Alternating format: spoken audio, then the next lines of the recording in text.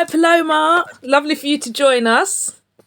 So sorry I'm late. I was panicking that it was filmed and trying to look nice, and then somebody told me it's not. Oh, well, to be honest, I'm glad it's not as well today because I'm having a mummy day. Heads in a bandeau knot and all sorts of things. So Yeah. we've been so excited to have you here and we appreciate your time. How's your day? I love what you do. I love what you do so much, and I just wish I want the world to hear about you. Oh, thank you so much. And we love what you do. We've been on this journey from you. I'm a 1981 baby as well, by the way. So big up to us mummies. And Rochelle, unfortunately, who's my business partner and sister, couldn't be here, but she's a Cancerian as well. And she's like, oh my God, I wanted to interview her. No, we're all meant to be. Our first question is, how long have you been singing for? Oh, not really. It's hard to tell because I didn't think I was a singer, but I was singing way before I thought I was a singer. With a voice like that, you didn't know you was a singer? Well, I sort of learned on the job.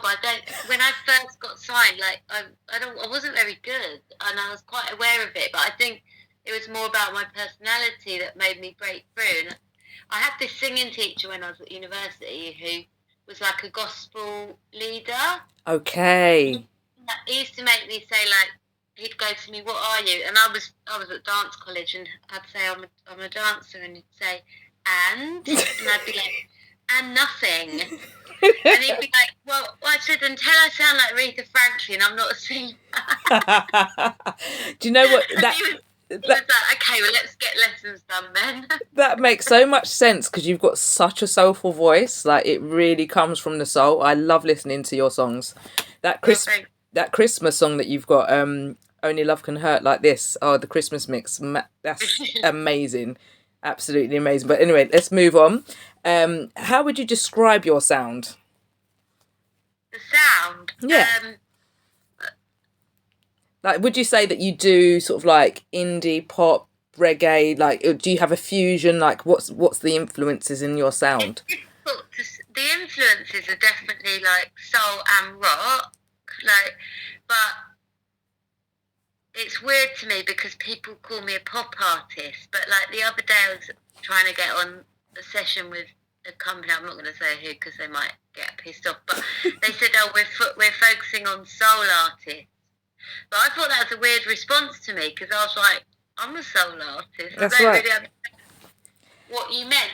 But yeah, I don't know is the answer. No, it's a fair answer because it's funny when people put anyone in a box because pop is popular music. So that doesn't actually define a sound because a popular music could be a reggae, it could be soul, it could be funk, it could be, it could literally be anything. So yes, you are a popular artist, but you're a popular artist that encompasses a lot of different, I feel like there's a lot of ingredients that goes into the way that you deliver your songs. So I think that's quite a hard question anyway if anyone says, what is your sound? Because I would just say my sound's whatever I feel like on the day. I want to talk about women's rights. I don't really want to talk about music to you. Okay. No, let's because I think that I want to empower women. Yeah, well, that's where we're going next. If you wasn't a singer, what else would you have wanted to be? I think working with refugees. Amazing. And who inspired you? My mum. Amen.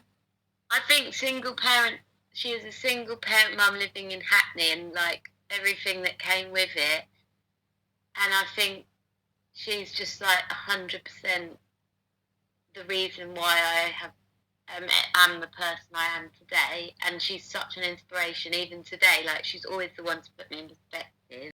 That's amazing. And that's not a surprising answer.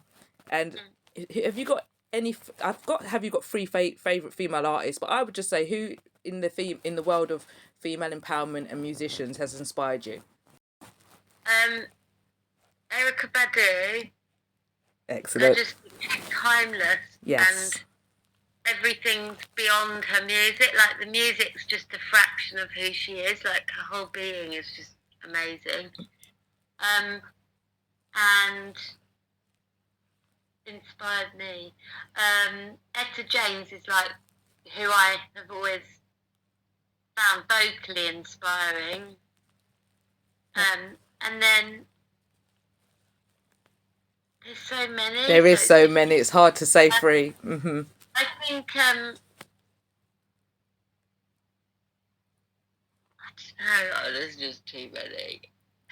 I think recent, like thinking of like a recent artist.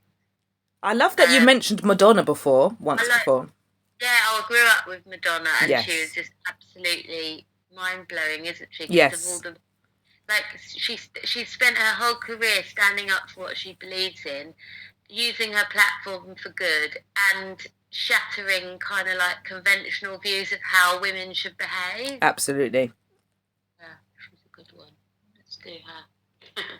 Okay, and then three favourite songs that kind of embody empowerment for you personally. Oh my God, that's too difficult. It really is. I'm Every Woman, Shaka. Yep. My Own, Bad Woman. Definitely. And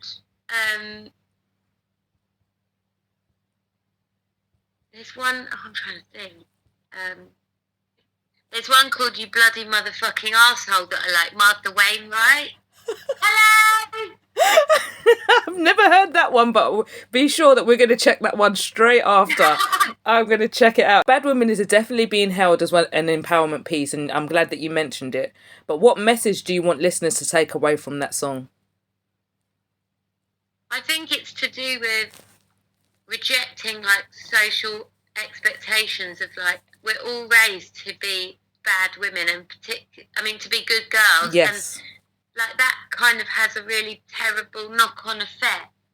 Restrictive effect. I think what the problem is like it has a knock-on effect into the future. So when I was looking at, for example, the stuff that's come out about sexual coercion recently, yeah, I started to reflect on how I raise my own daughters and how we have this idea that we say things like, I mean, I always had it as a kid, like, kiss everyone goodnight, say goodnight to everyone, hug your uncle, all that. Yeah. And so, yeah, I think we are raised to sort of like we're taught to like appease particularly the men in our lives as young girls, like to be polite, well-mannered, like all of these things. And they don't put little boys under that sort of level of pressure.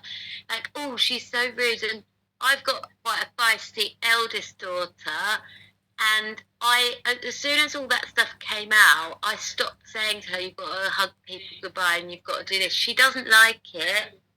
And that's her thing. And I've always said, oh, go on, you're being rude. And I thought, I'm just perpetuating these ideas that you don't have onus of your own body and what you do with it. And actually, I say to people now, when they say, oh, can I have a cuddle from her? I just say, sorry, she doesn't. Well, I let her reply. And then if she says, no, sorry, which I've taught her to say sorry, but like not to be rude, but I say no, sorry, I don't want to, is actually a brilliant response. And then they look at me and I'm like, she doesn't want to, sorry.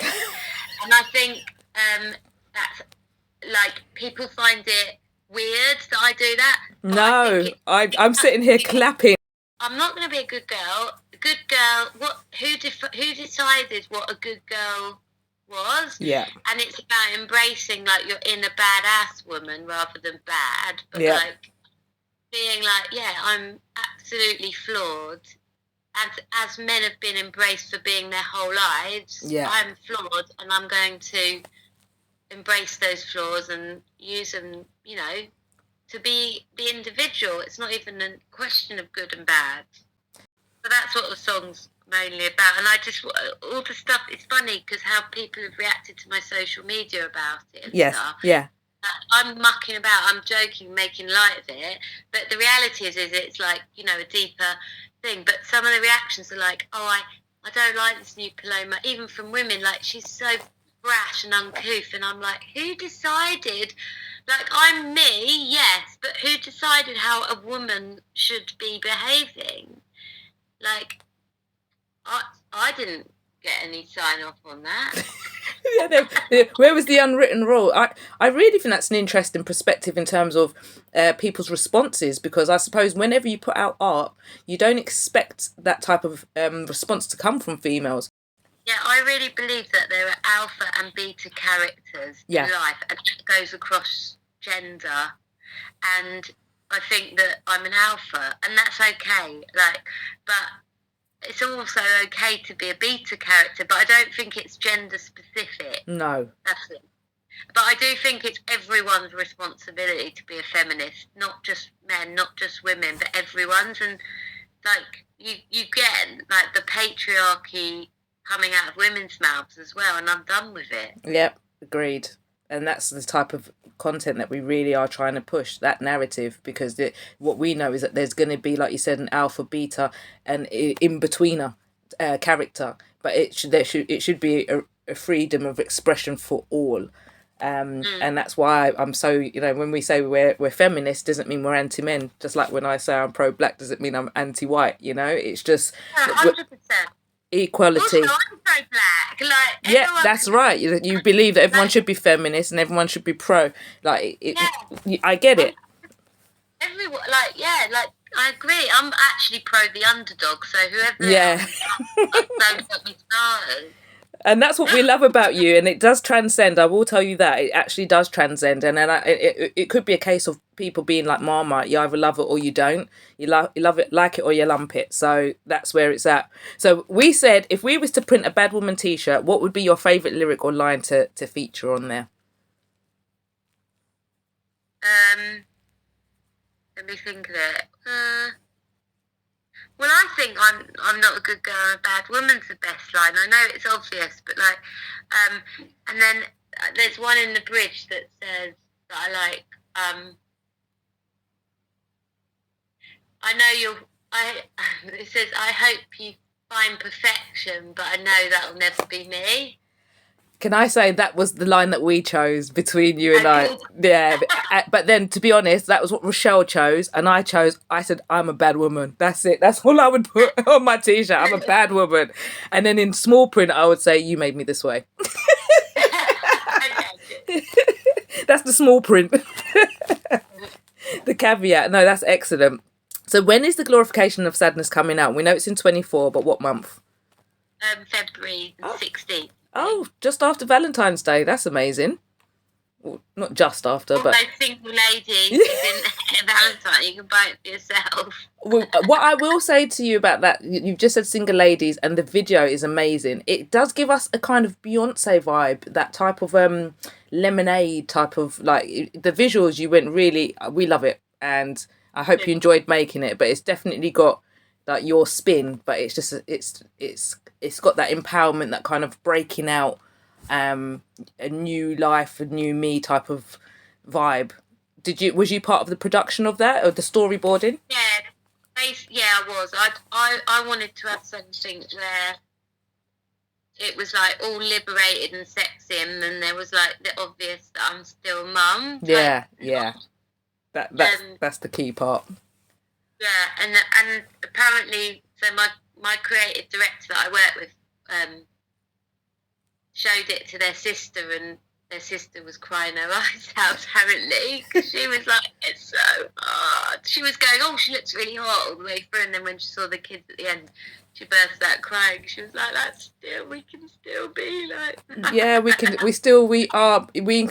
embody so much, and that's what I love about your art, and what I've seen through the changes of your material that you've released, which is my next question. But I've just seen how your art, I wouldn't say it's progressed, because art it's not progressive, it's just introspection where you're at. Yeah, and just like from the beginning to Do You Want the Truth or Something Beautiful, which is a dope title, by the way, to where we are now. It's like The Architect is one of my favourite, to be fair, in terms of artwork side of things. But I'm just saying the way that it's progressed, we really like the growth. And this is going to be like asking you who's your favourite kid, but I'm still going to ask it, because no, as a mother, we don't have a favourite child. But do you have a favourite album, and why? I think the one that's coming is my favourite, in the sense that it's the one that I really just dug my heels in and didn't let anybody else get involved. So I'm exec producer on this album, because I didn't listen to the record label. I just said, like, I'll basically just call you when it's ready. Yeah. And I've never done that before. I've had like a lot of people's opinions influence me in the past. This time I was like, you can't, because this is a personal thing about something really dark and sad that happened. Yeah. And I think, you know, you can flippantly sing about breakups, you know, till the cows come home, but when they involve two kids, it's a different story, isn't it? Absolutely. Like, something happens, and I think that's what I've tried to sort of embody in the stuff is like, you know, they're the trunk moves at the end of the video. It's because it's not because I've tortured him. It's because although he got upset about it, it's because I can't leave, and he's going to be with me for the rest of my life. Whatever I decide to do, or whatever the illusion is of being like liberated, he's there because he's my kid's dad, and I'm quite proud actually of where we've got to with that, because I didn't have a good dad and my mum didn't have a good relationship with him, and I feel like even though our relationship's not worked out, they do have a good dad, and I'm proud of us for that. Yeah, and it's a bit about reaching a level of maturity where you can get there for the children. Because I mean, many women will be able to relate, so I won't go into my backstory, but you do realise after a while that for the betterment of the child, that there has to be at least some kind of amicability. But then there's also the understanding that you're a creative artist that has the right to express themselves, and so expression is not going to leave any stones unturned sometimes. So if it's talking about raw feelings and how somebody made you feel emotionally, you're going to have to go there. It's therapeutic. Absolutely. Any features or collaborations to look out for? Radical Yeah. is on the album, and I've known him since he was 8. Who's that? Koji Radical. Oh, Koji's on there. Yeah, Koji Radical. Wicked. That's amazing. Yeah, because I went to college with his sister. Yeah. Oh, okay. And then, also Liam Bailey's on it a lot, and amazing. Chasing Status is on there as well. Oh wow, this is the album to get 100%. So this one's for us. Juice, so I had to put my foot. I love that. Love to hear a female rapper in something, but anyway, that's another story for another day. The dream for me is Doja Cat. I love her. Oh, she's amazing. She is amazing.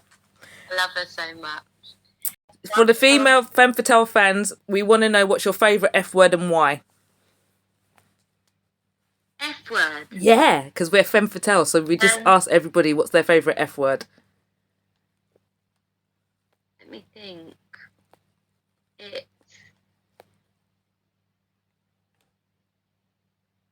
fuckery. Thank you so much, Paloma. Thank you for your time.